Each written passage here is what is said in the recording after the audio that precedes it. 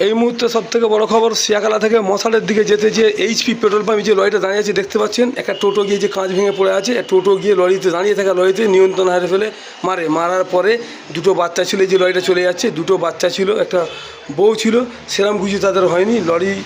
Lorry হলো এখন চলে গেল। এই যে টোটোটা যে দেখতে পাচ্ছেন, এই টোটোর বিরাট ক্ষতিগ্রস্ত হয়েছে বা ওনার ড্রাইভারকে একটু চোট হয়েছে।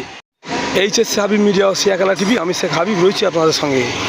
এই যে দেখতে পাচ্ছেন, আমি এখন আছি 26 নম্বর অহল্যাবাই রোড এইচপি পেট্রোল পাম্পের সামনে।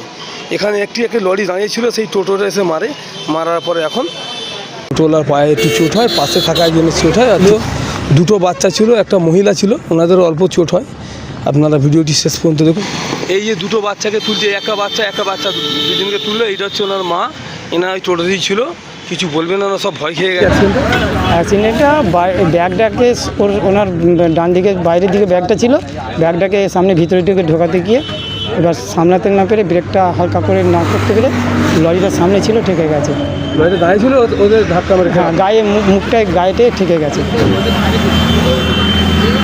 লরির কোনো দোষ নাই তো? না, গাড়ির দোষ নেই। না, কোনো অভিযোগ লরির নামে নাই তো? না দোষ আপনি ভুলবশত হয়েছে। হ্যাঁ, কারো কোনো ক্ষতি হয়নি তো? না, কারো ক্ষতি হয়নি। আপনার বাড়ি ধান না শিয়াখালায় ভাড়া ছিলেন? হ্যাঁ, সেখানে এখন মশালে ভাড়া যাচ্ছে। মশাকাটা ঠিক আছে।